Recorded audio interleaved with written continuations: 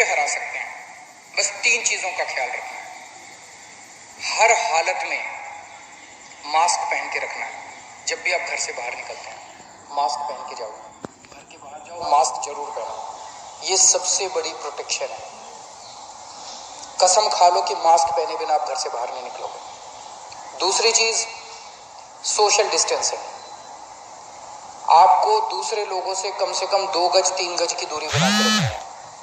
किसी भी हालत में लोगों के करीब नहीं जाना। सोशल डिस्टेंसिंग पूरी दुनिया में देखने को मिल रहा है कि जहां जहां लोगों ने इनका ख्याल रखा वहां पे लोग बच गए। और तीसरी चीज, अपने हाथ धोने हैं, सैनिटाइज करने हैं। हर आधे घंटे में हाथ धो लो, साबुन से हाथ धो लो, सैनिटाइज कर लो, सैनिटाइजर से हाथ साफ कर लो। ये 3 चीजों का ख्याल रखना है। अगर इन 3 चीजों का हम ख्याल रखते हैं तो आप कोरोना से बच जाओगे। आपको कोरोना होगा कि नहीं होगा ये 90% आपके ऊपर निर्भर करता है। अगर आप इन 3 चीजों का ख्याल रखेंगे तो कोरोना आपको नहीं होगा। और हम दिल्ली के लोग मिलकर कोरोना को हरा सकते हैं। मुझे अपने दिल्ली के लोगों पे भरोसा है। कल केंद्र सरकार की गाइडलाइंस के हिसाब से हमने भी छूट दी। जो केंद्र सरकार ने कहा भाई ये कर सकते हो, ये कर सकते हो, ये कर सकते हो, उसके हिसाब से हमने दी। आज मुझे थोड़ा सा दुख हुआ। कुछ दुकानों के सामने मैंने देखा कि इतनी भीड़ लग गई, लोग सोशल डिस्टेंसिंग फॉलो नहीं कर रहे थे। कुछ दुकानों के सामने, अपने लोग बहुत अच्छे हैं, दिल्ली के लोग बहुत अच्छे हैं, लेकिन कुछ जगहों पे लोगों ने सोशल डिस्टेंसिंग नहीं मानी, भगदड़ मच गई। इससे किसका नुकसान हो रहा है? आपका ही नुकसान हो रहा है। आप ही बीमार पड़ोगे।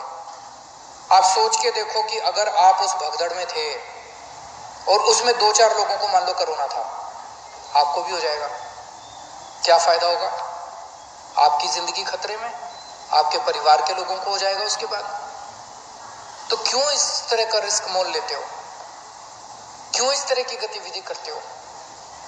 जहां जहां आज लोगों ने इस तरह की हरकत की, सही नहीं किया।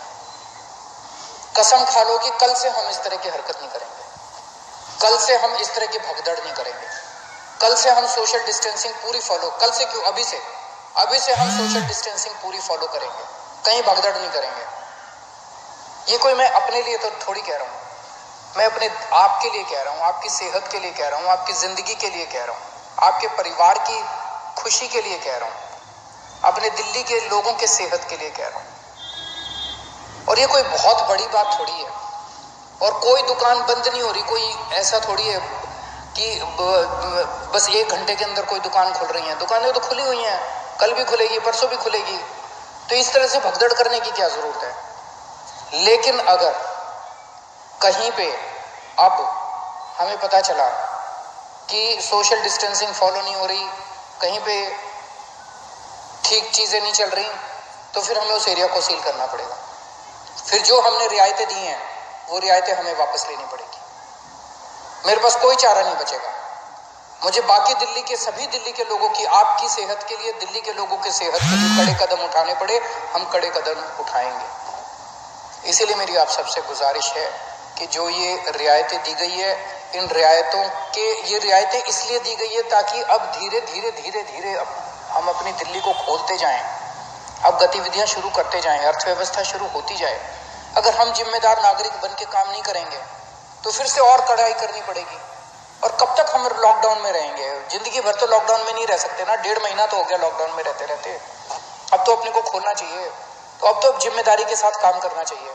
और जिम्मेदारी केवल इसलिए ताकि हम लोग सुरक्षित रहें, हमारा परिवार सुरक्षित रहे। तो मेरी आपसे हाथ जोड़ के विनती है, हम नहीं चाहते कि और कड़े कदम उठाए जाएं, लेकिन अगर किसी एरिया के अंदर किसी दुकान पे अगर होता है, और दूसरी चीज, दुकान वालों को जिम्मेदारी लेनी पड़ेगी। अगर आपकी दुकान है और आपकी दुकान के सामने ये नहीं हो रहा, आपकी दुकान बंद कर देंगे, आपकी दुकान सील कर देंगे। और अगर किसी क्षेत्र के अंदर कोई फॉलो नहीं हो रहा तो उस एरिया को सील कर देंगे। फिर हमें करना पड़ेगा, आपके लिए करना पड़ेगा। मुझे अपने दिल्ली के लोगों पे गर्व है, मुझे अपने दिल्ली के लोगों पे भरोसा है, विश्वास है कि हम बड़े बड़े काम करके दिखा सकते हैं। हमने बड़े बड़े काम करके दिखाए हैं। जब पूरी दुनिया डेंगू से जूझ रही थी, हमने डेंगू को हरा के दिखाया था। अब हम कोरोना को भी हरा के दिखाएंगे। दिल्ली के लोग पूरी दुनिया को कोरोना को हरा के दिखाएंगे।